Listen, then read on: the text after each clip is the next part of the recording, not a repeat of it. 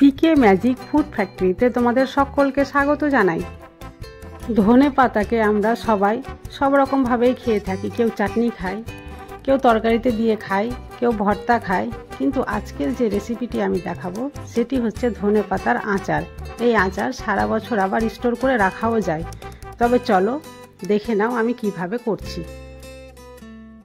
কিছুটা ধনে পাতাকে ভালোভাবে ধুয়ে পরিষ্কার করে ফ্যানের বাতাসে আমি শুকিয়ে নিয়েছি। এবার সেটাকে একটা চাকুর সাহায্যে ছোট ছোট করে কেটে নিচ্ছি। দেখতেই পাচ্ছ আমি কত ছোট করে কাটছি। পাতাগুলোকে কেটে সাইডে সরিয়ে রেখে দিলাম। এরপরে একটি মিক্সিং বোলে কিছুটা তেঁতুল নিলাম আর জল দিয়ে ভালোভাবে ভিজিয়ে দিলাম। এবার হাত দিয়ে ভালোভাবে কচলিয়ে তেঁতুলের ভেতরে সম্পূর্ণ রসটা বের করে নিচ্ছি। এবার তেঁতুলের বীজ আর তেঁতুলের খোসাগুলো বাইরে বের করে ফেলে দিচ্ছি। তারপরে তৈরি হয়ে যাচ্ছে তেঁতুলের একটা স্মুথ পেস্ট। তারপরে একটা ভাজা মশলা তৈরি করার জন্য প্যানে নিয়ে নিচ্ছি 1 চামচ সর্ষে, 1 চামচ জোয়ান, 1 চামচ মৌরি আর হাফ চামচ পাঁচফোড়ন। এই সবগুলোকে একসঙ্গে হালকা হালকা করে গ্যাসে ভেজে নেব। চলো এবার গ্যাসে ভেজে নিই। ভাজা হয়ে গেছে, এবার সেটাকে একটু ডাস্ট করে নিচ্ছি। এবার একটি প্যানে সেই কেটে রাখা ধনে পাতাগুলো দিয়ে দিলাম আর গ্যাসের ফ্লেম অন করে সেটাও কিন্তু একটু ভাজা ভাজা করে নেব, যাতে কোনো জল না থেকে যায়। দেখো এবার ভাজা হয়ে গেছে, সেটাকে মিক্সার গ্রাইন্ডারে দিয়ে এবার আমি একটু গ্রাইন্ড করে নিচ্ছি।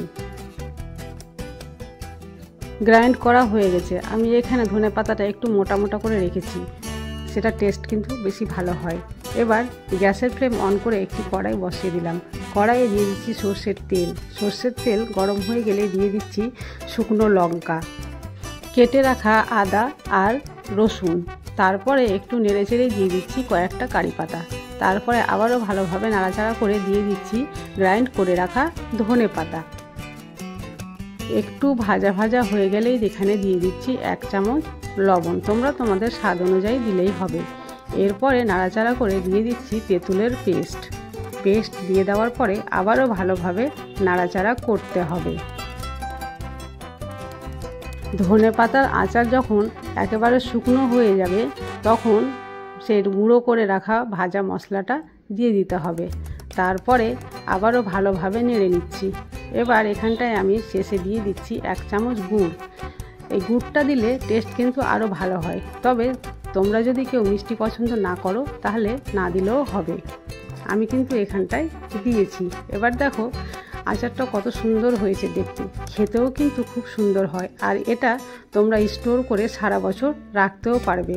মাঝে মাঝে একবার রোদ দিলেই হবে, আর না দিলে ফ্রিজে স্টোর করে রাখলেই হবে। ভিডিওটি ভালো লাগলে লাইক, কমেন্ট, শেয়ার ও সাবস্ক্রাইব অবশ্যই করবে।